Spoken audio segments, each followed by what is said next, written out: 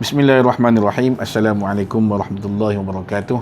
Alhamdulillah, bertemu lagi kita dalam siri syarahan kitab Az-Zakhirah Al-Musharrafah karangan Al-Habib Umar bin Muhammad bin Salim bin Hafiz.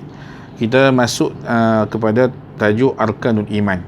Rukun iman itu ada 6. Arkanul Iman sittatun. Rukun iman itu ada 6.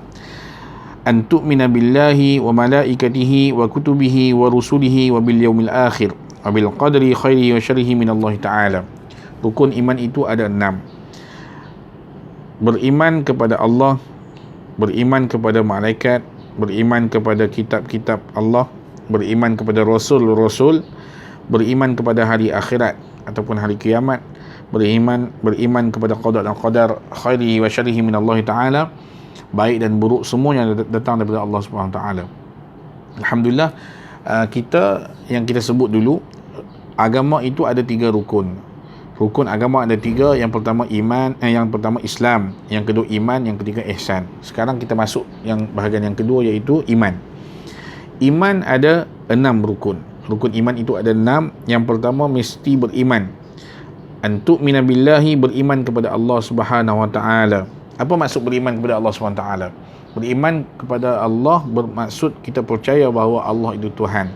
Kita mengetahui tentang sifat-sifat Tuhan. Kita percaya bahawa Allah Subhanahu wa taala itu mempunyai semua sifat-sifat kesempurnaan. Semua sifat-sifat kesempurnaan ada pada Allah Subhanahu wa taala, dan tidak ada langsung sifat-sifat kekurangan pada Allah Subhanahu wa taala. Kita percaya bahawa Allah itu ada, dan Allah sahaja Tuhan yang sebenar-benarnya. Perkara lain yang didakwa sebagai Tuhan, itu semua bukan Tuhan. Yang menjadi Tuhan yang sebenar-benar, yang patut disembah oleh semua manusia, semua makhluk, ialah Allah Subhanahu wa taala sahaja. Itu yang pertama.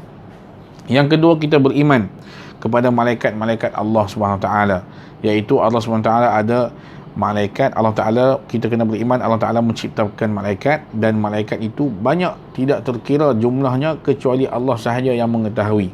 Kita boleh bayangkan di Baitul Ma'mur, satu tempat di atas langit sana, Baitul Ma'mur, disebutkan dalam hadis Nabi SAW bahawa setiap hari 70,000 malaikat masuk ke dalam Baitul Ma'mur dan tidak pernah keluar. Kalau kita kira balik bagaimana jumlahnya, berapa banyak jumlahnya, setiap hari masuk 70,000 dan tidak pernah keluar, bermaksud jumlah malaikat yang diciptakan oleh Allah SWT ini terlalu ramai. Dan yang wajib kita ketahui ada 10 yang ma'ruf, 10 yang maklum. Kita semua tahu tentang nama-nama malaikat yang wajib diketahui, dan sepatutnya kita sebagai ibu bapa hendaklah kita ajar anak-anak kita tentang nama-nama malaikat ini, supaya mereka mengetahui perkara ini perkara asas dalam agama. Mestilah mereka hafal dan tahu apa tugas-tugas malaikat yang disebutkan daripada 10 yang tersebut. Malaikat yang 10 itu yang mesti kita ketahui. Yang pertama Jibril, malaikat Jibril. Malaikat Jibril kerjanya ialah menyampaikan wahyu kepada para rasul. Dan ada lagi tugas-tugas lain malaikat Jibril yang mungkin tidak kita ketahui, tetapi malaikat Jibril ialah sebagai ketua para malaikat, dan malaikat Jibril lah yang banyak menurunkan wahyu kepada para rasul alaihi wassalatu wassalam. Yang kedua, malaikat Mikail. Malaikat Mikail ialah malaikat yang menurunkan rezeki kepada makhluk-makhluk Allah SWT. Maksudnya malaikat Mikail ialah malaikat yang menguruskan tentang urusan rezeki semua makhluk Allah SWT. Yang ketiga, malaikat Israfil, malaikat yang akan meniupkan sangkakala ketika hari kiamat nanti. Yang keempat, malaikat Israel, malaikat yang ditugaskan mencabut nyawa semua makhluk. Yang kelima, Munkar dan Nakir. Yang kelima dan keenam, malaikat Munkar dan Nakir, malaikat yang ditugaskan untuk menyoal semua manusia yang telah meninggal dunia. Yang keenam dan ketujuh ialah malaikat Raqib dan Atid. Raqib dan Atid ialah malaikat yang mencatat amalan baik manusia dan amalan buruk manusia. Yang ke-9 dan ke-10, malaikat Malik dan malaikat Ridwan. Malaikat Malik ialah malaikat yang menjaga neraka Allah SWT. Malaikat Ridwan ialah malaikat yang menjaga syurga Allah SWT. Itu tentang malaikat. Yang ketiga, kita beriman kepada kitab-kitab Allah. Kitab-kitab Allah ada 4. Kitab Zabur, kitab Taurat, kitab Injil, kitab Al-Quran. Kitab Zabur diturunkan kepada Nabi Daud AS. Kitab Taurat diturunkan kepada Nabi Musa AS. Kitab yang ketiga, kitab Injil, diturunkan kepada Nabi Isa AS. Dan yang terakhir, kitab Al-Quran. Kitab Al-Quran diturunkan kepada Nabi Muhammad SAW. Apabila turunnya Al-Quran, telah termansuhlah, ternasakh ataupun telah terbatallah kitab-kitab sebelumnya. Syariat hanya menggunakan kitab Al-Quran. Syariat yang diakui selepas diutuskan Nabi Muhammad SAW ialah syariat Nabi Muhammad sahaja. Itu yang kita wajib beriman tentang kitab-kitab Allah SWT. Dan seterusnya ialah rukun iman yang keempat, iaitu kita mesti beriman kepada Rasul-Rasul yang diutuskan oleh Allah SWT.